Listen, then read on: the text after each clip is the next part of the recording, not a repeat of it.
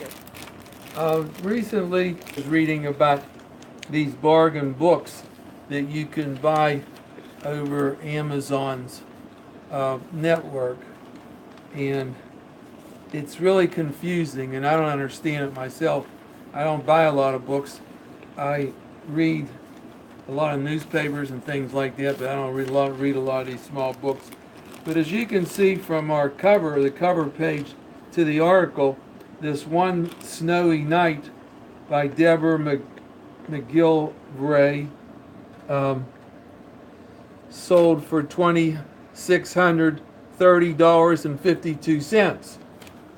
Somebody ordered on Amazon. And naturally, if you pay that price, you get free shipping. Now, the same book is on Amazon, but you have to search to get it and find it. And here's One Snowy Night by Deborah McGillivray, sold for 99 cents. Plus, you got to pay $5.94 for shipping. So if you pay the $2,600 on the first book, you get free shipping. Which, that might be worth it. I don't know how these people are figuring. And some of these books naturally are 8 and 10 years old that are written, and some of the copies are hard to find.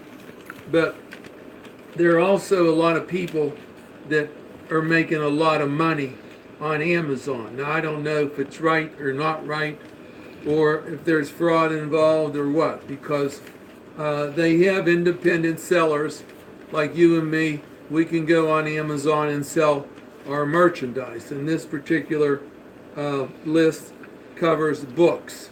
Now, if you have a book that naturally was printed 10 years ago and it's out of print, and if somebody wants to get a copy of that, they can get it on Amazon. But naturally, if we're selling it, we want to try to get as much as we can. And so there are people on there, I guess they're making a living, independent people that are selling these books. And Amazon is real big. So you have to, like this first one here, 2630, you got to search it and search it and search it. And if you do, then you might run into the second one for 99 cents. And then you feel like you're an idiot for paying $2,630. But there are a lot of people I think are making a living on Amazon off of these books, because they feel like that they're in business, and whatever they can get, that's their business, and you're paying it, and good luck. And if you want the book, then you're going to have to pay the price. Now, the thing about it is there are thousands of books on here. But not only that, they can try to set a price that's in 2,000, 3,000 range, and just wait for somebody to pay it. And naturally, it might be you, it might be me. There was one here called by University of Mississippi Press. It's now out of print, and that's another thing. A lot of these books are out of print, so if these people bring them forward, you're going to have to pay more to get it if you want to. Now, this was a book printed by Elizabeth Petrie about 10 years ago. Wrote a tribute to her mother, the renowned novelist Ann Petrie. At Home Inside, it was called At Home Inside, published by University of Mississippi Press. It's now out of print. But late last week, secondhand copies were for sale on Amazon. A discarded library copy was $1,900. One seller offered 2 copies, each for $1,967, although only one was described as nice. All these were a bargain compared with the copy that cost $24.64. So a lot of these people are putting them up, they're setting the prices, and then they're going to sleep in the corner hoping that you're going to want that book, and you'll see the price and you're going to pay it. So the key is how exactly do you do it? And there are a lot of books on Amazon that are selling in the 600s. A lot of them. The um, 600, 691, and they're all books that were printed a few years ago, and people still have them, and um, they're just waiting around to make some money, like it says here, setting a ridiculous price, then waiting patiently to an unwitting one, you or me, and then see what we're going to pay to get it. In most of them, they'll put up books that have been out of print for several years. They'll just price them at 600, 691, something like that. The wonder if anybody could do anything about it, but Amazon says they want to run a good, clean business, and they don't want anybody fraudulently taking money from anybody. But some of these things, it's hard to catch, really, because if a book is 8 or 10 years old or 20 years old, and I have one that I saved, a woman showed me one last night.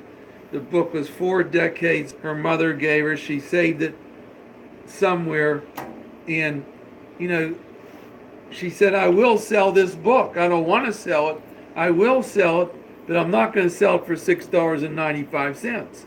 So a lot of it's supply and demand. And if you want to get these that are old, you're going to have to pay the price. And if you don't want to pay the price, you're not going to get the books. Like this Red Rhino guy, he sells a lot of this stuff. He had mystery novels, Invincible Green, and then he had put that up for at $6.64, and then there's another named Supersonic Truck. Supersonic Truck. That's another guy seller, I think. He's asking $19.42 for some of his books. That's each, and other books sell as low as $30. Other booksellers. So this Supersonic Truck, he's trying to make a score. There's no doubt about it. And the question is, is it good value, bad value? Is he trying to catch you in a trap? Because supposedly all these books are selling. If you go over Amazon enough, over and over, you can find the same book at a way lower price. And that seems to be what people were saying.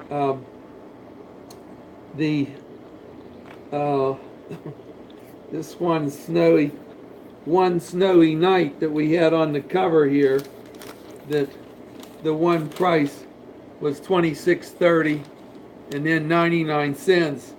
This woman that wrote it said, the price of on Amazon has not stood still.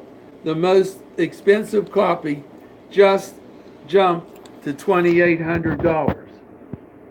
And then this guy bought it for 99 cents. So I don't know. I think this is going to change.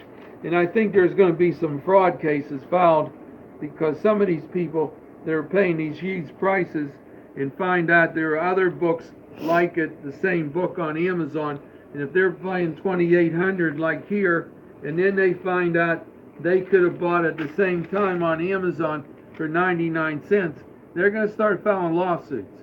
And they're not, the third-party sellers are the ones asking for the big prices. But I guarantee you they're going to bring Amazon into it until Amazon has to either shut this down, or they got to have people like police really, really watching, so you and me on the street don't get robbed. Thank you.